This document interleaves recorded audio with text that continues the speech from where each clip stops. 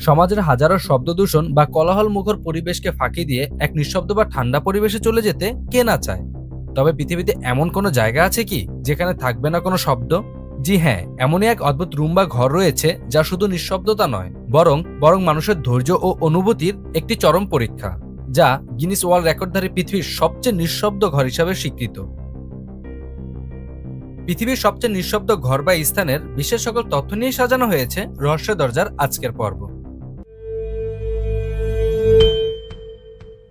পৃথিবীর সবচেয়ে নিঃশব্দ ঘরটি মিনিয়াপলিস, মিনেসোটা, ইউএসএ এর অরফিল ল্যাবরেটরিজ নামক একটি গবেষণা প্রতিষ্ঠানে অবস্থিত, যা অ্যানোকোয়িক চেম্বার নামে পরিচিত। ঘরটি তৈরি করা হয়েছিল 2005 সালে। আপনি জানলে অবাক হবেন, এই ঘরের শব্দের মাত্রা -9.4 ডিবিএ। অন্যদিকে একটি সাধারণ কক্ষে শব্দ থাকে প্রায় 30 থেকে 40 ডিবিএ।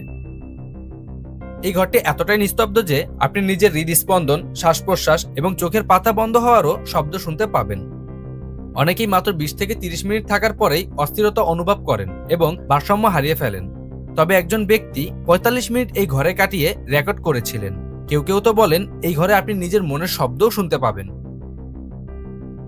অ্যানোকনিক চেম্বারের আয়তন 3.7 × 3.1 × 3.52 মিটার। পুরো ঘরটি বসানো হয় আরেকটি কক্ষের ভেতরে, যেন বাইরের শব্দ একদম প্রবেশ না করে। এটি থাকে স্প্রিং সাসপেনশন সিস্টেমের উপর, যাতে মাটির কম্পন বা ভাইব্রেশন পর্যন্ত শোষণ হয়। ঘরের ভিতরে থাকে ফাইবার গ্লাস ওয়েজ। ত্রিকোণাকার ফোমের মতো দেখতে এই ওয়েজগুলো শব্দের প্রতিফলন ঠেকায় এবং শোষণ করে। প্রতিটি ওয়েজের দৈর্ঘ্য প্রায় 3 ফুট এবং তারা 99.99% শব্দ শোষণ করতে পারে। ঘরটিতে শব্দ প্রবাহ ও প্রতিদ্বন্দ্বী ঠেকাতে নেই কোনো সমতল পৃষ্ঠ। ঘরের কোনো দেয়াল, ছাদ বা মেঝে সমান নয়, যাতে শব্দ প্রতিফলিত হতে না পারে।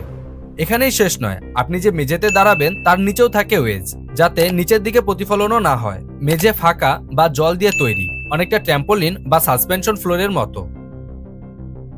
ঘরটির ভেন্টিলেশন, আলো ও বিদ্যুৎ নিঃশব্দভাবে ইনস্টল করা। যতটুকু প্রয়োজন ঠিক ততটুকুই আলো ব্যবহার করা হয়। সব তার বা পাইপ এমনভাবে ইনস্টল করা হয়েছে যেন তা থেকেও শব্দ তৈরি না হয়। ইতিমধ্যে বিভিন্ন প্রতিষ্ঠান তাদের পণ্য ডিজাইন ও উন্নয়নের জন্য এই অ্যানোকনিক চেম্বারে তাদের পণ্যের পরীক্ষা নিরীক্ষা করে। আবার মনোবিজ্ঞানীরা মানুষের স্নায়বিক প্রতিক্রিয়া পরিচালনা করতে এই ঘর ব্যবহার করেন। এই ছিল আজকের মতো। দেখা হবে রহস্য দরজার পরবর্তী ভিডিওতে আবার কোনো অজানা রহস্য উদ্ঘাটনে। সে পর্যন্ত ভালো থাকবেন, সুস্থ থাকবেন আর রহস্য দরজার সাথেই থাকবেন। ধন্যবাদ।